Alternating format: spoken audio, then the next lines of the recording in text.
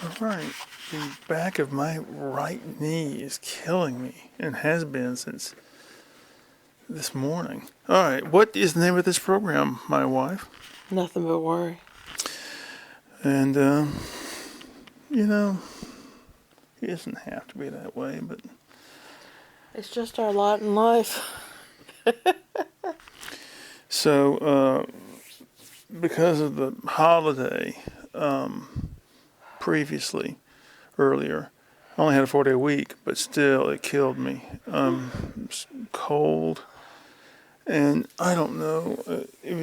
I felt every minute. I'm pushing myself through every single minute on that stupid job. I hate it. But how was your week, Bonnie? It was a week. Okay. All right. Well, anyway, it's supposed to freeze this weekend, so it may turn out to be another 3-day weekend for me. But do you want to talk about the arrangements for our son's travel? Both the kids work at the hospital. The hospital's called emergency time. They're required to be there. There are no excuses. The hospital requires them to work if they are scheduled to work. And they get written up if they don't show up. They are a union busting place. And so they basically have no rights. And the hospital's response is, we're putting cots out in the mezzanine. Staff's going to sleep out there. Fortunately, our daughter lives nearby, so she's invited Peter to stay with her.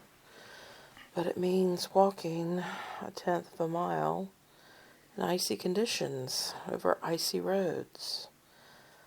I hope he doesn't get hurt walking. Well, he is, I guess, technically an adult, so should be able to take care of himself by now. You'd think so, but then again. Oh, by the time I was his age, I'd been through some shit. I was just commenting to myself, I wish to God he and Megan had Reed's apartment and Reed and Andrew had a place near the hospital, because that's also near the petroleum company where he works. And Reed said that his petroleum company has been on alert since Thursday or so, because, there's a run on the gas pumps and everything, because that's what you do. You fill up your gas tank. You fill up your gas cans for the generators and all that. And so there's a run on the petroleum. So, and what about you at work? Have they made any comments? Well, we got a lot of mail, and I never question why do we have a lot of mail or why do we not have it. I don't think about it. But everybody else comes up with theories, and the theory going around yesterday was, maybe they know the ice is coming, the storm is coming, so they're trying to push as much mail out as possible. I just don't see. I mean, Well, they have known about it for a couple days, but it isn't just that. It's the fact that they're trying to push a lot of product out right now, so there's a lot of clearance sales from last year. And then there's all the tax forms that are going out into January as well. And God knows that's not something I missed when I was doing HR. And but the thing about the mail is they don't have the option. I'm sorry, and even people who work there believe this. They don't have the option of going, oh, well, we'll hold these packages back another 2-3 days. The stuff goes out on time. And so to say, well, they're pushing out more volume because the storm's coming, I just don't understand. You ought to know better than that. Maybe they're running extra trucks. I don't know. I think that that's just higher volume. Now, in the case of Amazon, there is more volume. I'm saying a case could be made because Amazon doesn't have to do anything the way that the post office does. But they've started seeing the 18-wheelers instead of Like I said, 5 there's contract there's trucks. a big push right now for clearance, and sales were not as good as they should have been last year.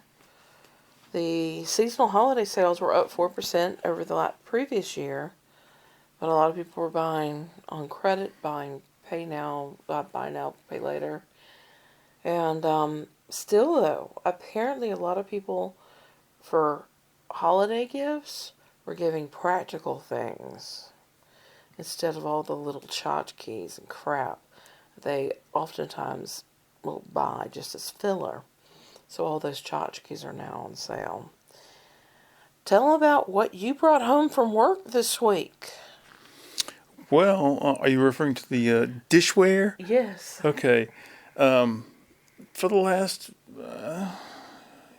leading up to Christmas and then a little afterwards, people just bring in extra food or candy or whatever. A little label says free, and so at least once a week, you'll find a pile of stuff. I brought home what else? You brought home specialty coffee pods with all kinds of weird flavors. Oh, that was different, but You brought home that mug, and you brought home well, anyway, yeah. shakers. What Bonnie's referring to is there are all these Dollar General bags laid out on this table with a sign "free," and it was all just run of the mill starter apartment type coffee mugs. But dozens of the same thing. Yeah, I got the one that was different because it reminded me of this crap I saw in a dream one time. But there were these heavy duty salt and pepper shakers. I mean, when I say heavy duty, what I mean is they're heavy. They're actually heavy glass. So what are we going to do with those? Peter said that he and Megan will take them for their place. Okay, yeah, I thought it But, might be a good once housewarming present. Once you described what the setup was up there, I looked up dumpster diving and Dollar General. And apparently, seasonally, these crappy little stores just move in new inventory, but they don't have any place to put the old. And so they put things in the dumpsters. And some managers are assholes, and they tell the staff, break it all, so nobody can have it. Others go so far as to say, contaminate it, pour the bleach on top of the dog food, on top of the food, so nobody can use it. And this is perfectly usable stuff, edible food, but because they've got a new line coming in, there's new products, the Christmas stuff is moving out, the Easter stuff, the Valentine's stuff is coming in, whatever. They throw all this stuff out, and it's months before the expiration date on the food. See, that just shows you right there that capitalism is a cancer. Cancer is uncontrollable cellular growth. Capitalism is the idea that, well, we have to grow forever. There's no stop to the growth, no matter what, and everything is based on, well, the hope that things will be better. But it speaks to more than that. It's the idea that you can't have something for nothing. That's not right. If we let them have it for free, it's destroying things. Well, the idea is if people get it in their heads that if they wait long enough, they can get something for free, then they'll do that rather than buy stuff. What kind of a weird world are you living in? People buy stuff as a way of saying, I have money. They don't some doctor is not hanging around outside the Dollar General waiting to get the freebies.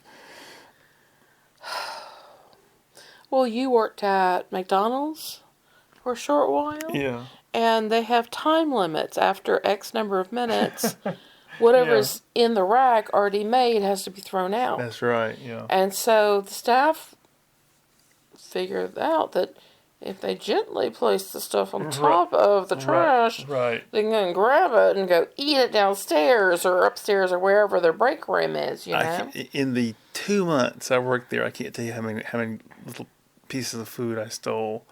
Brought home packages of the Canadian bacon to the apartment and shared it with my roommates. And when you worked at Golden Pantry as an assistant manager, they would come through and take out all of the expired stuff. But the thing was, is a lot of it wasn't expired. It was past its sell-by date or best-by date. And because the health department or whatever would come in there, or again, because they had to move a new inventory line in because the Reese's cups had been changed in packaging or had a new line, they would take all the old stuff and just throw it away. We had this older lady. I mean, looking back, she's probably my Our age, age. yeah, who was briefly the manager there. And something happened one day.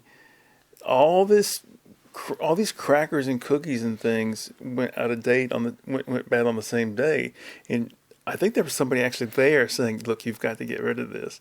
So she told me, "Now look, Lance, get one of the big trash bags and put this stuff in there very carefully, and then put the whole bag into the dumpster very carefully." So, On the top. right. So I lay it in there real gently and wait. And when the, you know, inspector woman leaves, we take it out and we divvy it all up.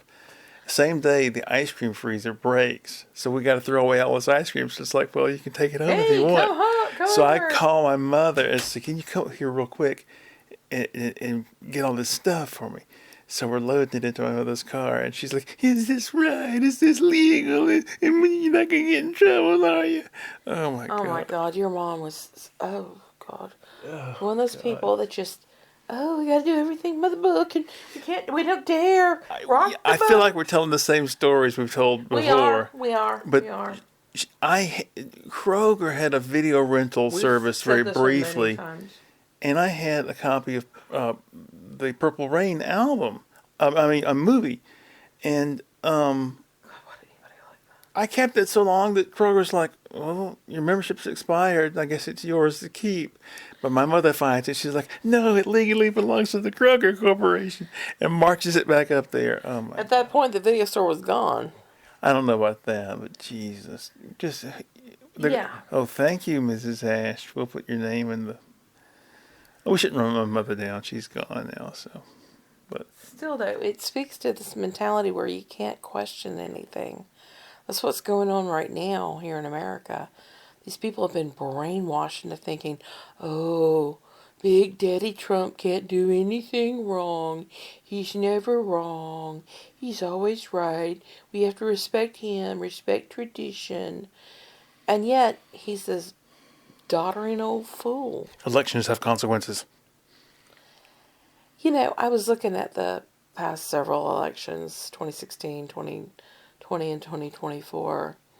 In 2016, Trump lost the popular vote by over 2 million votes. And he won the Electoral College, but he lost the popular vote. And he was so unpopular in his policies that 2020 came around, Biden beat him by several percentage points and over 7 million votes. There was no way for him to go and, try to grab back a few little electoral votes here and there, because the popular vote was so big at that point that one little state of 11,000 contested in Georgia, it wasn't 11,000 contested. That was the difference, the margin. He had managed to turn Georgia purple because he was so bad during his first term. And then this last election in 2024, Biden bows out, and Harris has less than 4 months to run a presidential campaign. She lost by 1.5%. She lost by fewer votes than Clinton had won by. You talking about in the state or national? I'm talking nationally. Yeah. But more important, we keep hearing from this regime, oh, we got the mandate of the people have spoken. Well, only 64% of Americans that were eligible to vote voted. How is Caroline Levitt just blatantly lying? She lies. He didn't confuse Iceland and Greenland. Yeah. He just said it was as cold as ice. You're the one who's confused. Well, the thing is, What? he didn't even have a mandate. of the people who were eligible to vote, Trump, in actuality, he didn't get 50% of the vote against Harris, okay?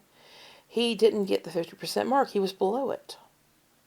And then, of all the eligible voters, he actually only won 32% of the vote. A little over 32% of the vote of the people who are eligible to vote. And she won 31%, and then another 36% of people didn't vote. And then that small difference were those people who voted for third-party candidates. At this point, you can only conclude that the Electoral College was set up to deliberately obfuscate the process. It was meant to ensure that white land-owning men had their voice count. That's what they set it up for. Well, the And thing is, they wanted this idea that, oh, the wise will represent the other people who aren't worthy to vote, aren't eligible to vote, the females, the enslaved, those who aren't wealthy enough to own land, etc. yeah, but We today, have a very flawed system. if a total outsider came and asked, why do you have this complicated rigmarole for selecting your president? We'd be like, well, It's bullshit. balance of this and that. And they'd be Yeah. like, well, no. From just looking at it from an outsider, this looks like it's meant to to confuse people as much as possible. But it's more than that. When you look at the legislative branch that's set up, every state was allotted 2 senators. So California's got tens of millions of people. Right. Wyoming's got 2 million. And so tens of millions of people are represented in the Senate by 2 people. Wyoming, 2 million are represented by 2 people. And that is so out of proportion from the way it should be. And then to have the Senate be able to counteract what happens in the House of Representatives, which is more Your phone's directly going off. proportional. Your phone's going off. Yeah. Okay, you want me to take care of it? No. Okay. I want you to pause it since I've been. All right, go on. So we've got this system, we've got these 3 branches of government. And the legislature itself, we have this Senate and House of Representatives, where the 2 of them have to agree on a piece of legislation. And while the House is more representative of the people, the Senate certainly is not. It emulates what we came out of in the UK, in Great Britain, with the House of Lords and the House of Commons. And then, of course, we've got the courts system, and we've got the executive branch. And the 3 of them are supposed to balance each other out.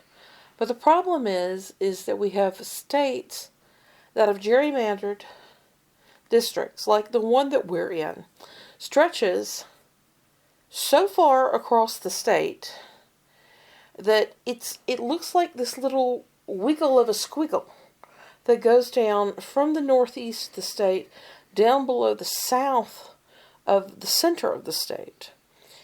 And people who represent us live 2.5, 3 hours away in a state where we used to have a district where everybody was right within counties that all abutted with one another.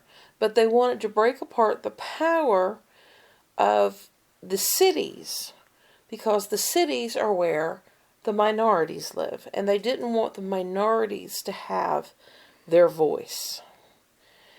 And so now we've got this system where it's stacked in so many different levels. The judgeships are stacked. They're all based on the way that the states set them up. You now have what's called court shopping, where a judge shopping, so you can find a judge that better suits the outcome that you want in your decision. This is particularly prevalent in places like Texas. And then you've got these judges that are appointed by the feds also, and they're not appointed because of some balance on the Senate Judiciary Committee. No. They're done based on whoever holds the majority at that point. And we saw this in particular with McConnell refusing to have a hearing on Merrick Garland and refusing to hear anything to do with putting a justice on the Supreme Court for Obama. And it ended up going to Trump, and then it was one after another. And the courts are so stacked now, we have a system that doesn't have any balance. We have this person who is president who was elected by less than a third of eligible voters, who has already lost over a third of the people who put him into power because his policies have been so bad, and yet he and his administration talk as if they have a mandate of the people to act in whatever way they choose to. Well, speaking of that district in Georgia that was so blatantly gerrymandered. Ours. Right. Athens was for years a consistently reliable liberal voice. Yeah. And the Republican Party in Georgia they got sick of it, and they decided to destroy the power of Clark County to elect Democrats. So they just made this scratch across the state map, and that's your district. But they've done that on all the major cities. They've attempted to tear apart Atlanta. They've not been as successful because of the concentration of population in the metropolitan area. And they have done it in places like Columbus, Macon, and Savannah, though, where they go through and they destroy black voting blocks. And here in Georgia, our state is a third black. And we're about 15% Hispanic, about 5% Asian or so. So we've got a large minority population. In the next 10 to 20 years, the whites will become less than 50%. And it genuinely scares these people. Long time ago, I worked with this woman who was from Washington State. And she said, I don't know how this got brought up, but she said, she goes, I've never been around this many black people before. In Washington, we don't have any black people there. They have like 5% minorities there. Isn't that weird? Traditionally. And then in the last couple of 10, 20 years, the Hispanic population's grown up to around 8 or 10%. I bet you they've got more Asian people than they do black people. It's like in Seattle, Yes. And so, even there, though, you've got these people that are just, there's part of the state where it's urban versus rural. And the rural are all Republican. And in the urban areas, they always lean Democratic. One of the interesting things I heard this week about the Minneapolis issue, ICE is occupying Minneapolis. Minneapolis is in a state where they have a strong welfare system. They have strong health care, employee protections, union rights, abortion rights, school lunches paid for. They have a lot of very positive programs for the citizens. And I heard somebody posit that maybe one of the reasons they're hitting them so hard is not for the immigrant population, but to destroy them as a state who gives a damn about its citizens and tries to take care of them. Just randomly, I thought of something. What? Totally divergent. I wonder if anybody has ever done a study comparing the similarities between the people who lived in the Amazonian rainforest, their tribal system set up, with the people in, say, like Papua New Guinea, because it seems to me there's a similarity. What? In their integration into the forest. I guess you'd say. What way? Don't they both build long houses? And ritual and ceremonial painting of the face or facial adornment. Well, you'd say that a lot of these things were characteristics of earlier tribal communities. The idea of housing, shared housing, would be because in order to build things that perhaps were sustainable, you had to have the community come together. The populations that you're talking about are generally smaller populations, and the two areas that you mentioned are more cut off than, say, the American Indian tribes. You had a lot of exchange between the tribes here along the East Coast, and it was an exchange route to the point that they would battle each other. They had a system where they could maybe take slaves and exchange wives, spouses, but they had trade routes, etc. I think the two examples that you used were smaller communities and more restricted by geographic location. And maybe that promoted the longhouse, but then again, you look up in northern New York, longhouses were built there as well as in the North tradition, but that was oftentimes because of the weather, the climate would force people to come together to stay warm. Well, what I'm getting at is if you imagine in your mind, like all these documentary films you may have seen about the people of, like, well, Papua New Guinea especially, I think Borneo too, and in the Amazon, it's easy to kind of confuse because their dress is the same. It's just... Again, it goes back to the way that humans developed in relation to their environment. How similar? I don't know much about African jungle dwellers. Well, that's the thing. You've got a variety of different climates within Africa. Right. And so you've got a desert situation where people may live out with goats of herds, live in adobe type of homes, and then the jungle peoples may have a tendency to build things that are off the ground, less inclined to be overrun by flooding or animals that may come up in the night. Marching insects. Yeah, marching insects. Oh my God. Everything that humans have done, we've done in response to the environment we find ourselves in. And that's why you have troglodyte communities.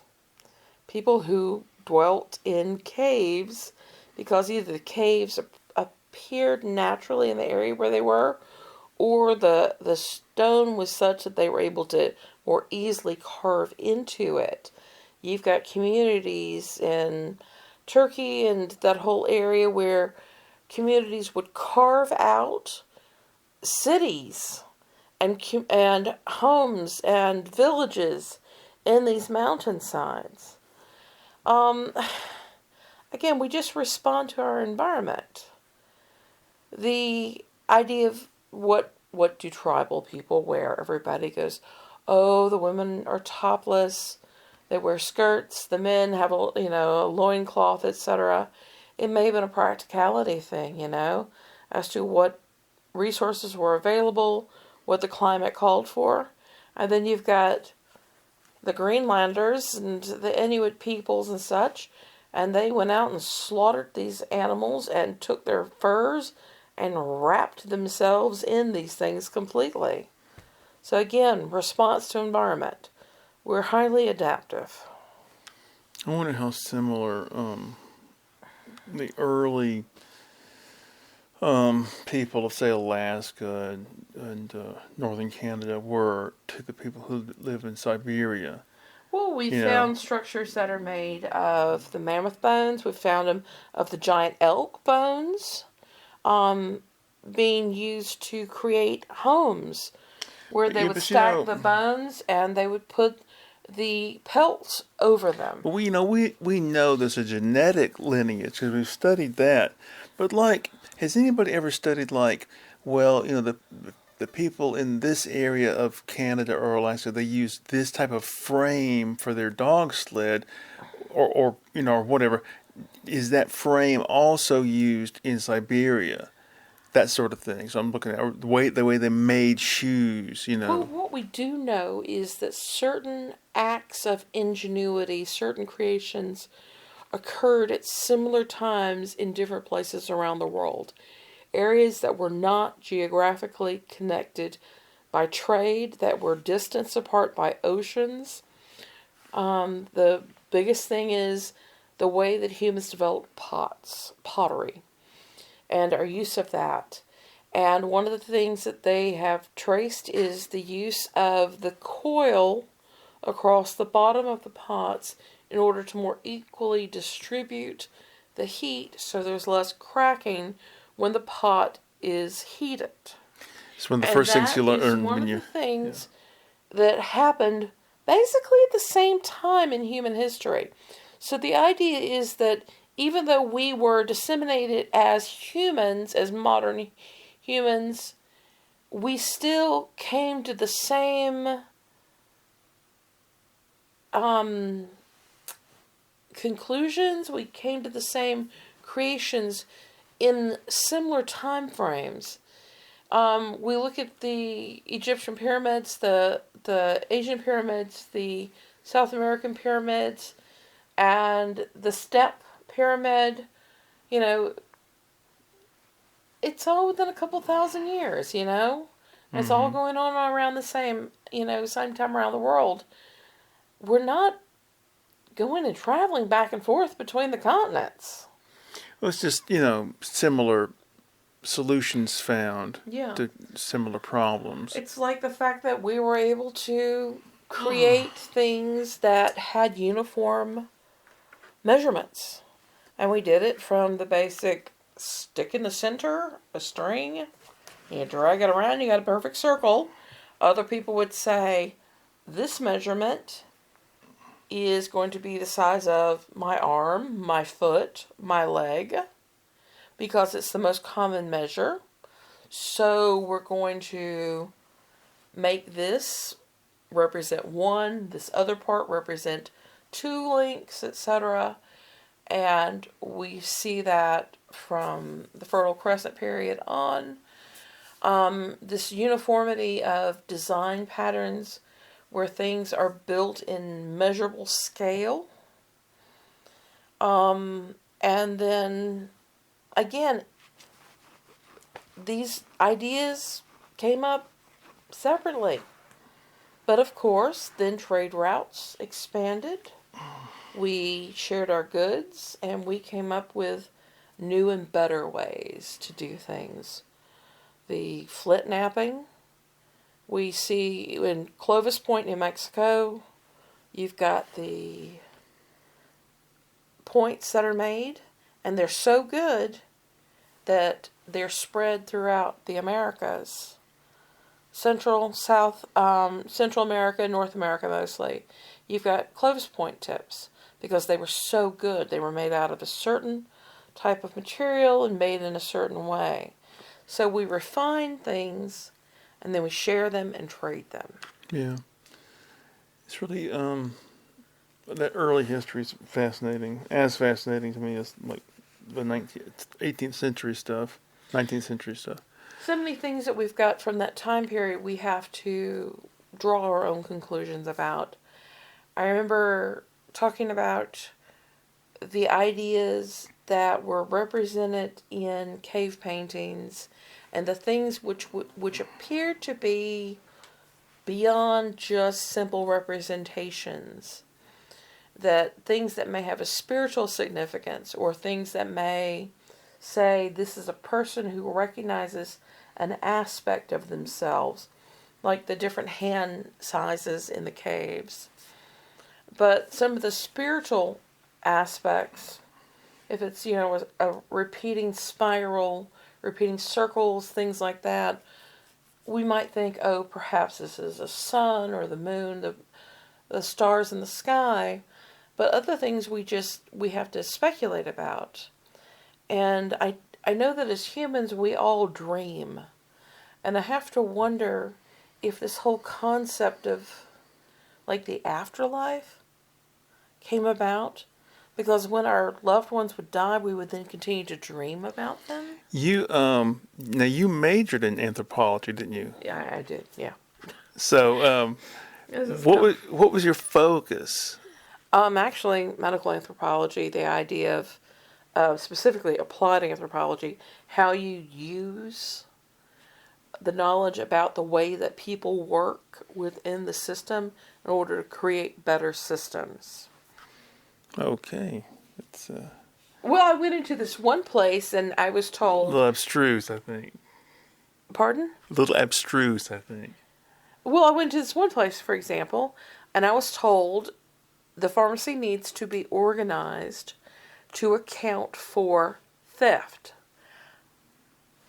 I'm sorry, I thought this was an inventory control system. No, the system here says that it's the obligation of the people who work here to steal a little bit. Not too much, because that would be rude. The people who are in charge of them must make allowances because the disparity between the people in charge and the people who are lesser is such that you have to make certain give and take in the system. And then the people Where was who this at were, now? I'm not going to talk about that. Okay. Because I don't want to get into any kind of race issues, etc., or cultural things. And so we ended up creating a system so that every Friday, which was payday, we were generous to the people who worked in the lowest rungs so as to discourage them from taking the actual stock in the pharmacy. So we had aid food come in. We had aid supplies and other forms come in. And then we had things that were, I'll have to explain it, other things outside of pharmaceutical. So what we decided was every Friday, each of the people who worked there in these positions would be slipped something. And what we would do is we would guarantee that every week they were slipped the same things in different quantities, okay? And so we would slip them peas, beans, rice. We would slip them detergent, soap powders, and we would give them plastic bags, sachets. And the sachets had to be of a certain size. They couldn't be small. They had to be large enough that the women could put them over their head. So in the event that it rained, they would be able to cover up their hair. Because they had this position in the community where they made a little bit more than others, they could get their hair done. And so they didn't want to get their hair messed up. Do you remember? But each week we would give bags of things as they got paid. And it was always a little different. But you always had to have the food, the soap powder, and the sachets. You probably remember this, but back when I was a kid, they sold these tiny fold-up rain hat things for women. Because back then, it was this thing. It was a little bitty rectangle. Right, and it was you a would rectangle. Open it up, Right, yeah. And on the ends were ties. Right. And in between, No snaps. Well, they had them tied and snaps. And in between, there was this accordion fold. Right, that exactly. would come undone, and it was plastic. And you would put it over your head. But see, back in those and you could days, tie it or snap it in place. this is the 70s I'm talking. And 60s. People today don't realize that was the last gasp of the idea that, well, a woman has to walk around with this helmet of hair at all times. Yes. You know, I got to go get my hair done, like every week or 2 weeks, So you had to protect it when it rains. Yeah. And, when my dad, What? Your dad? He was just as equally a what would you say, a peacock to the Oh, to he the to was the ladies. preening.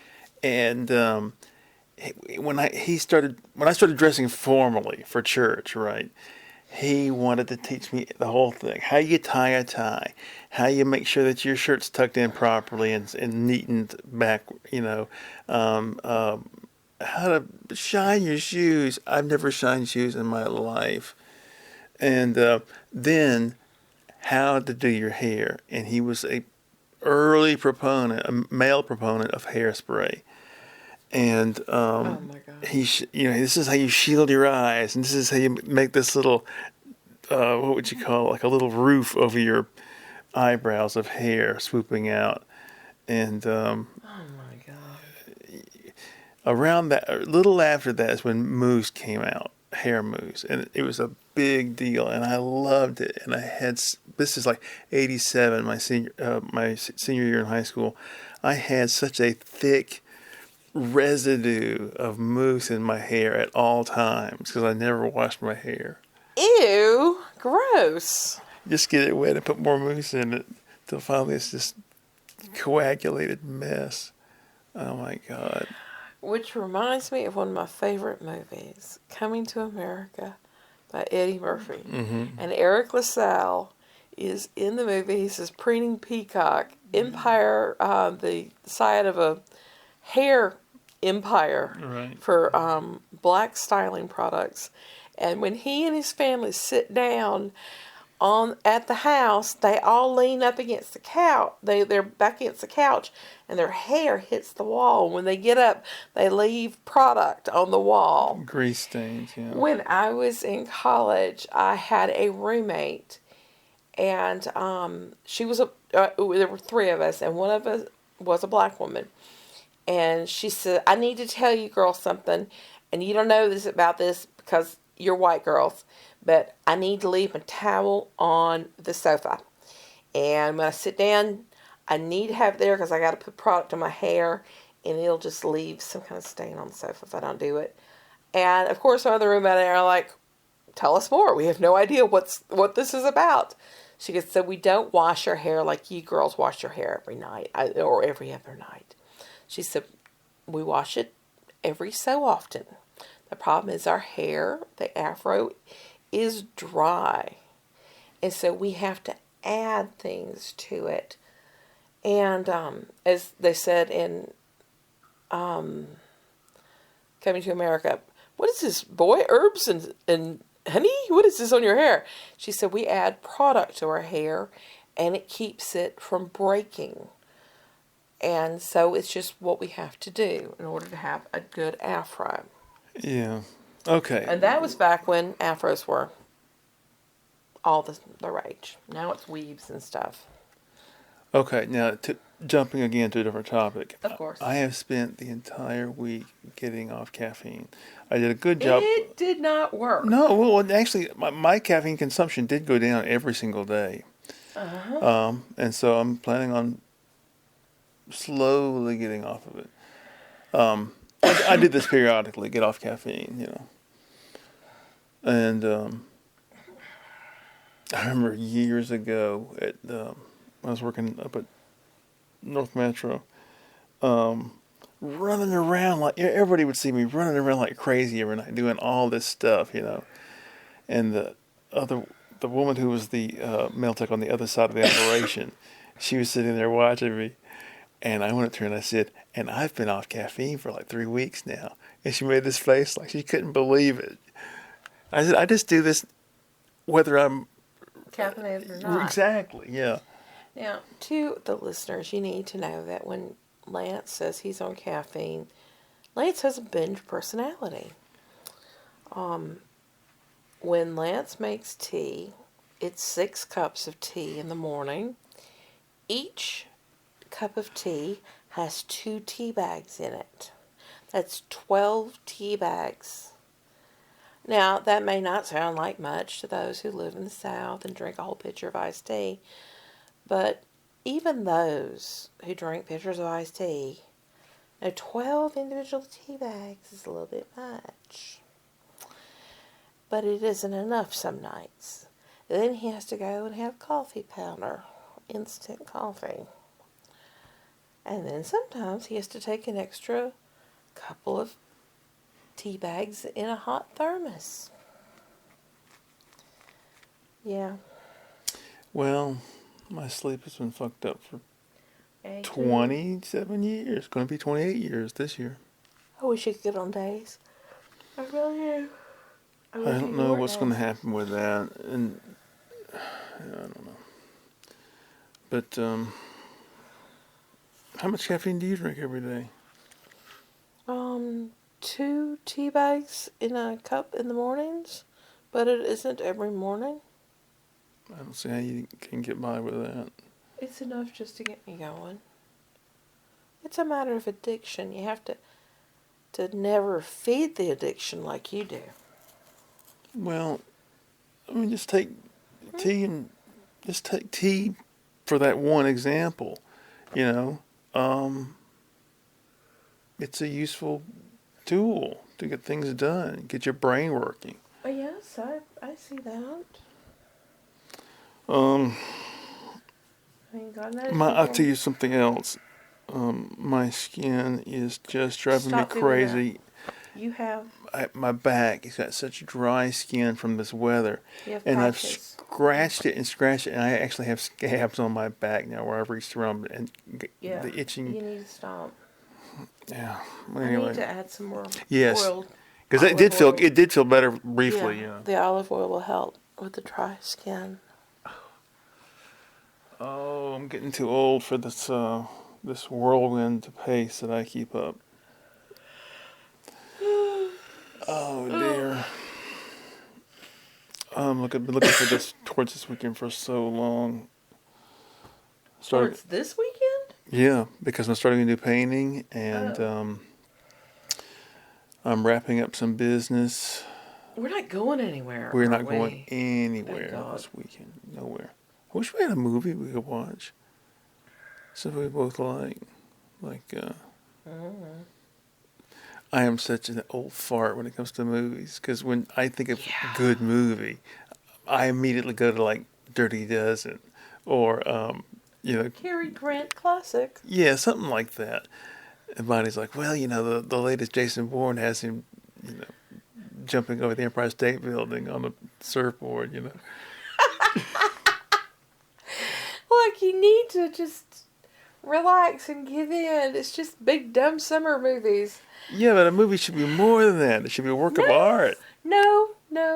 All it needs right now is to be a distraction. Original King Kong is a work of art. King Kong was a lot of fun, especially when the kids were little. Yeah. And Reed was so funny. Your parents gave them, was it BB guns one year? No, fake. I don't know where she got the damn thing, but anyway, go on. But we had watched King Kong several times at this point, and the grandparents gave the kids guns, cowboy boots, hats, the whole 9 yards.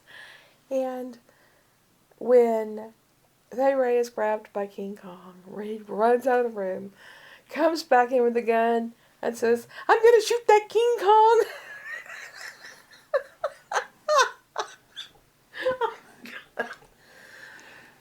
Oh, dear me. When she was little, we were watching The Simpsons. the Planet of the Apes. Oh, that. And the scene where you see the humans in the cornfield, right? And these sticks are coming down. Something's coming to get them. They're terrified of whatever is coming to get them. My daughter stood up in a chair and put her hands over her eyes, and she goes, "I closed my eyes. It scared me. I closed my eyes." She must have been like 2.5 or something. How old were they when they started walking? What? How old were they when they started walking? Reed was 13 months. Peter was 11 months.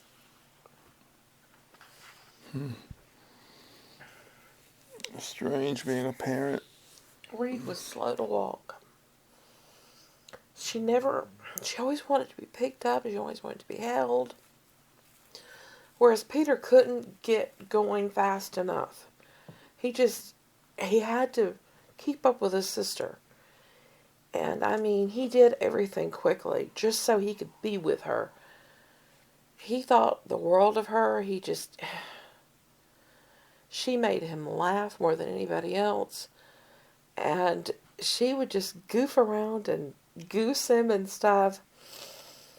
And, oh my God, I think he turned and flipped and everything faster just so he could go and be with her. Mm-hmm. I think it's funny, the three of you sitting on the sofa after Rick got home from school, because Peter wants to be in on the action. What did she learn at school? Yeah, every day Peter and I would walk down to the bus stop and get ready, and we'd walk back to the house and, give her snacks, get her settled. Okay, show me what we have for homework today. What did we learn today? She's on one side, on my right side, with her paperwork, and Peter is tucked right up underneath my left arm. I want to see. He was just 2 years younger than her. And he was reading by the time he was 3. I mean, he was reading books. And Reed was 5 when she started reading. And school for her meant school for him. And so I would go over the homework and the little practice things. And boom, Peter was at it. And Peter knew it all. And it was such that at one point, in order to keep Peter distracted, he would teach other kids in the class math skills. Because he'd be finished. He'd be finished not only with the work, he'd be finished with the advanced work. They were giving him stuff several years ahead. He would do it on the computer. And then he'd still be finished ahead of everybody else. And so the teacher would go, "Who needs help?" And the kids would raise their hand. And, she'd point to Peter, and Peter would go around. And he could teach simple math to kids in a way that the teachers didn't seem to connect with the kids. I don't know what it was. He should have become a teacher. He should have. When you were in the hospital in 2017 with your big surgery, you were back there for 8, 10, 12 hours with the brain surgeon. And everybody was seated out in this waiting room. And I came back to sit down at one point. And his cousin Grace leans over and she said, "Peter should be a professor. I cannot believe what he's been telling me." I said, "Peter, what have you been doing?" He said, "I've just been telling her stories from history." And I sat there and listened, and he wove stories to tell about historical events. It's no surprise that he loves D&D. He writes out his own campaigns. The things that he has written are adventures, and they're amazing. I wish he would take time to focus on his writing. He's really good. He's a good storyteller. There were a couple times Reed was at college, at the first college she went to at North Georgia, and she had to correct one of her teachers because he kept messing up Queen Mary and Mary Queen of Scots or something or another. And Reed was like, "Actually, no, that was such and such." Where was this at? This was at University of North Georgia.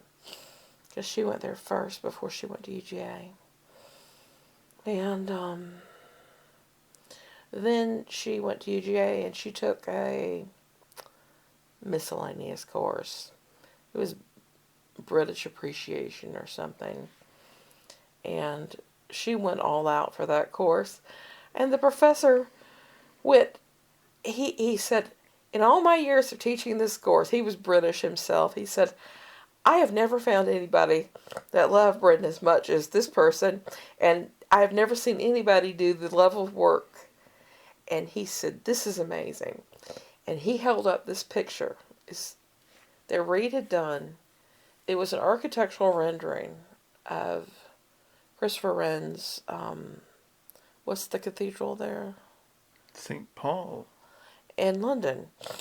And so she had done it.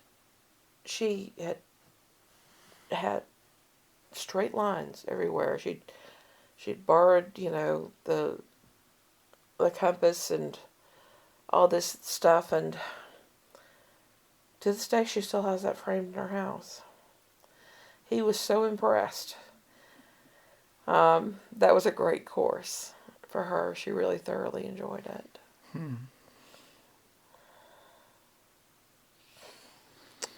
I wish that if she and Andrew ever got married, that they would go to London for like 3 weeks.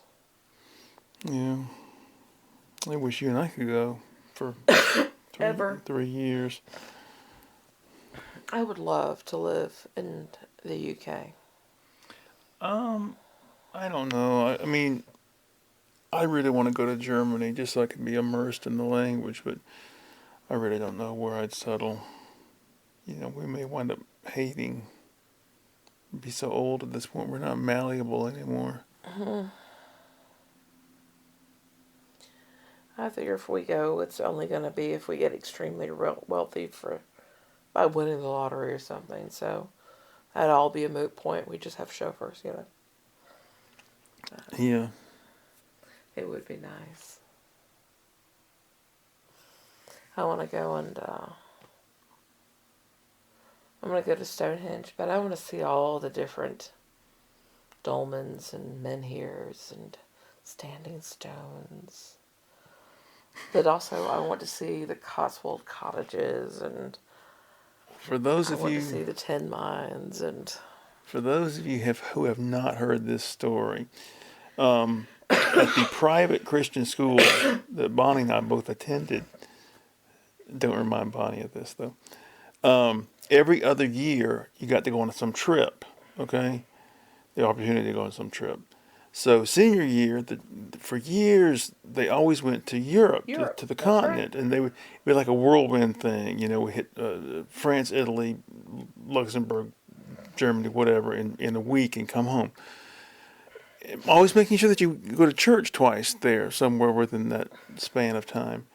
Well, anyway, they had done that so many years, I guess they got tired of it, so they decided, well, we'll just concentrate our forces and just go to England, Scotland, Wales for like a week. So this is March of '87, and hold on one second. Now, the people who own that school are so goddamn cheap and so profit oriented, Anything they could do to get some cheap, thing to show the kids. That was where they were going to aim for. So when we did go see Stonehenge, sort of. They had rented this coach and this driver for the whole week, and we just pulled off on the side of the road, and there's a chain link fence, and then way off in the distance there's Stonehenge. Well, folks, there it is, the mighty Stonehenge. All right, now get back on the road. And the same thing with Blenheim Palace, which is right down the road, apparently. There's Blenheim Palace, and it's like off in the distance. This is where Winston Churchill's family is from. And anyway, that's just, we could go on about this forever. You didn't go on many of those trips. You only went on one or two, right? I went to New York, and after I went to New York, I said, I'm never going anywhere with these people ever again. Mm-hmm. Because I had been to the Wilds, and that was a right-wing extremist camp. And then I went to New York with them, and I thought, well, surely it'll be okay compared to the right-wing Christian fundamentalist camp. Nope. Nope. Nope. We were crowded into rooms. 2 or 3 girls sleeping to a bed, plus a pull-out couch with a couple girls there and cots in the room. You had so many people in the room that you had to go and leave the room to go down the hall to go find a bathroom. Okay? The best part was we went to the Statue of Liberty. It was Easter weekend, so it was blustery and cold.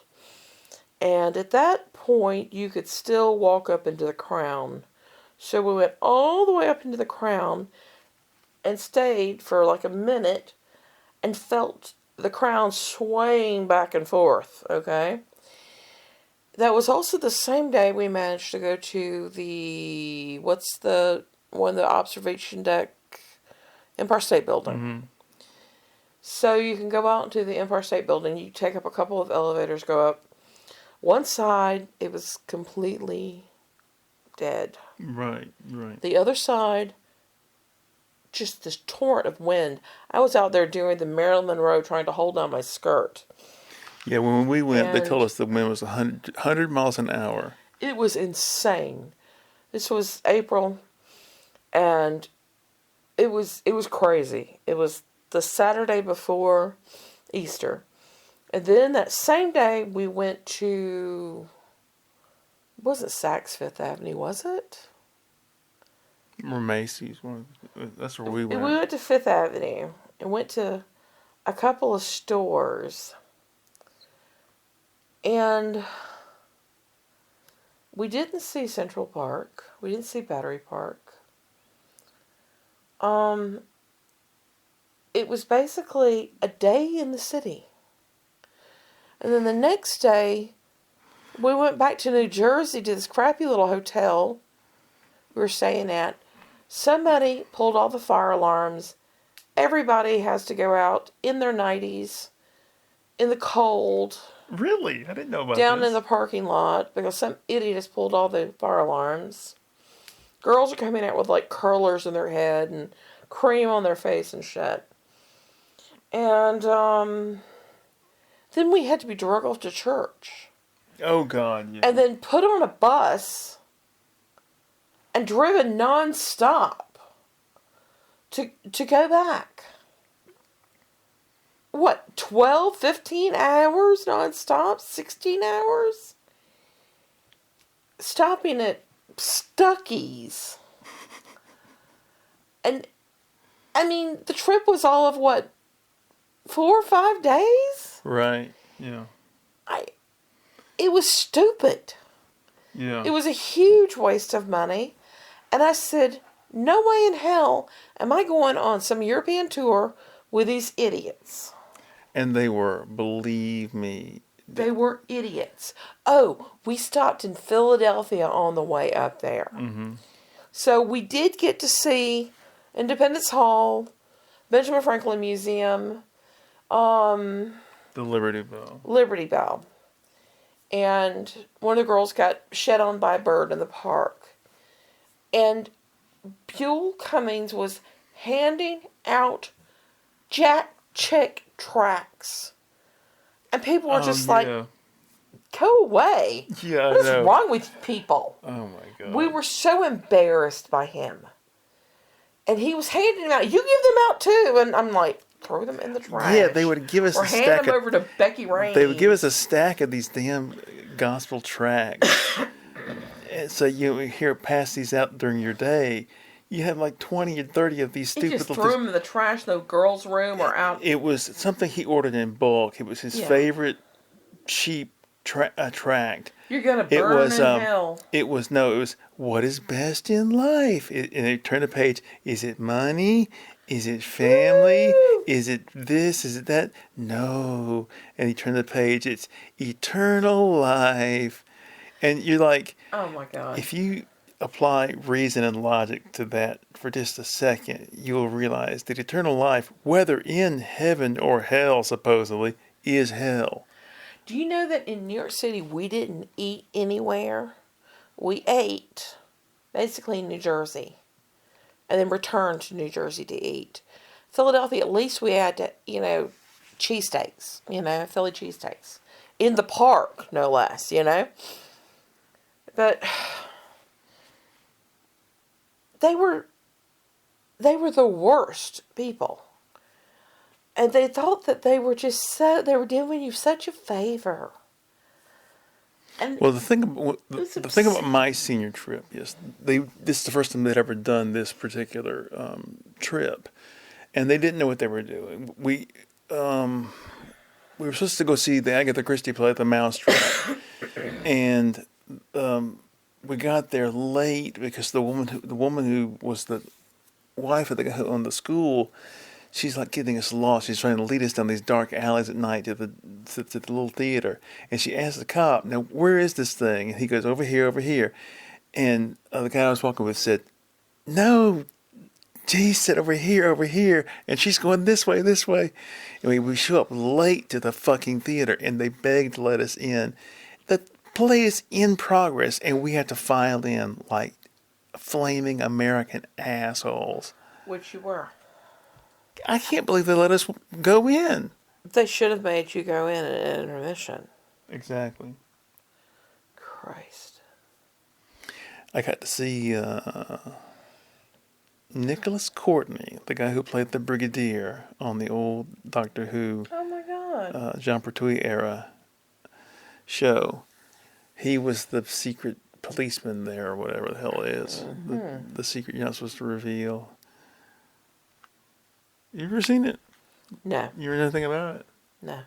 It's got a trick ending, surprise ending, and they tell you, please don't tell anybody what it is. We've maintained the secret for 60 years. Don't tell anybody, Lance. Don't. It's something to do with him being an undercover cop. I can't remember exactly.